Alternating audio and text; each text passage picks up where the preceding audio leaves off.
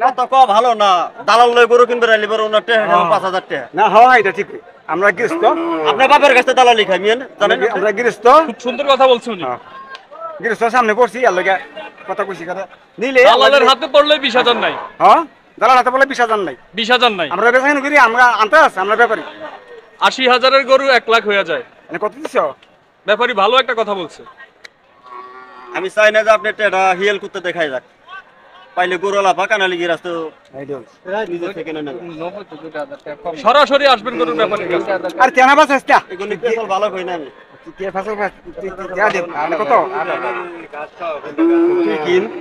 তুই কিন আরে বাদ যা তোর তো বাস জিততাছ, তোর তো বাস জিততাছ ও আমার না কথা আমাকে কইছ না এদিকে না বিস্তে করে দিকে তোর দিতাছে বুঝছ না, আমাকে তো মালারে দে পয়সা তো তোর জিতা। হ্যাঁ গাড়ি ভাড়া বলতে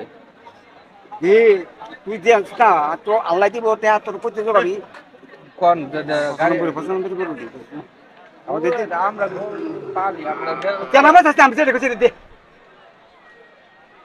গাড়ি ভাড়া ভাই, গাড়ি ভাড়া লাগবে না। তুই যদি কিনা বেশি বুঝস তাহলে তুই লই দে গিয়া, আমরা আমরা দুই হাজার লাভ নাই। কত দিছ? 9,000। আমি কইলাম যে ব্যাপার যাতে তুই দে, তুই আমার বই মুখ করিস না, আমরা গিয়েছি মানে আনন্দ পাই। আমার কথা শুনেন, টাকাটা 4,000 হাগে কিনবে হাগে পাশে হ্যাঁ গেলি হাগে পাশে মানুষ তুই আমার কি মনে করস? আমার কি মনে করস?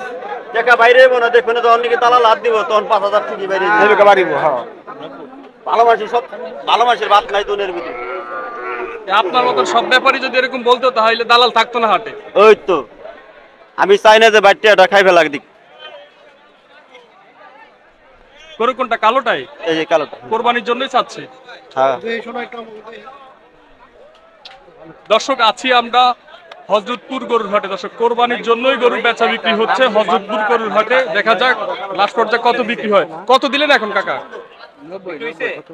কত দিলেন? 90। আপনারা দাম চাইছিল কত? 1,25,000 20,000। 20,000। এখন আপনি 90 দিছেন। কাকা কোন দিকের লোক? আমি কেরানীগঞ্জ স্থানের লোক, এটা বাড়াবাড়ি আমার। আপনি কি গরু নিয়ে আসছেন হাটে না? আমরা গরু বেচাকেনি করি। ও আচ্ছা, আমরা হাটের লোক, হাটের লোক। আমরা হাটে বেচাকেনি করে দিই। আমরা আবার কষায় মাল কিনি, গাই গরু। আপনাদের এই বেচা বিক্রির যে কর্মের নাম কি? এটার কোনো নাম টাম আছে?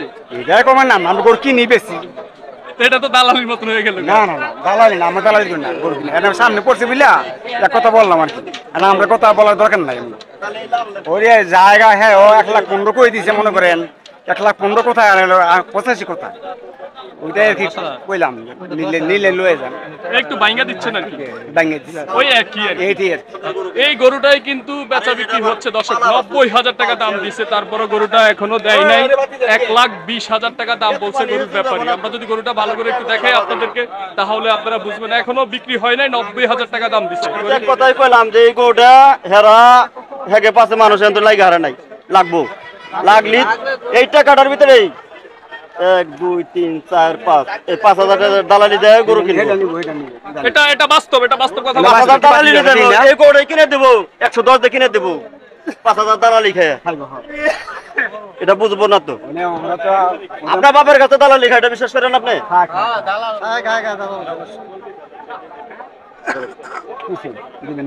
না আমি এটা উপমায় দেখালাম আর কি। না দি কেমনি দেবো গরুর দাম কইতে আর মানুষ দাম কইতেছে হার দিন মানে গোষ্ঠটা গরুটা নই যাবেন আপনি 90,000 দিয়ে আমার কাছে। এখন তোর দিন তো 14টা আছে ভাই আর হলো না। না দেখে টিউশনই করতে না, এই দিতাছে না ভাই 90 দিছে, এর উপরে ভাই মনে আর উঠার সম্ভব না। বাজেটের বাইরে বুঝেন না, তাহলে তো আর হলো না। দর্শক অবশেষে আর গরুটা বিক্রি হলো না। 90,000 টাকা দাম দেওয়ার পরও কিন্তু গরুটা বিক্রি হলো না হযরতপুর গরুর হাটে। আমরা যদি আপনাদেরকে একটু ভালো করে গরুটা দেখাই, মাশাআল্লাহ অনেক সুন্দর একটি গরু, অনেক সুন্দর একটি গরু। 90,000 টাকা দেওয়ার পরও গরুটা কেন বিক্রি করলো না এটাই তো মাথায় আসে না।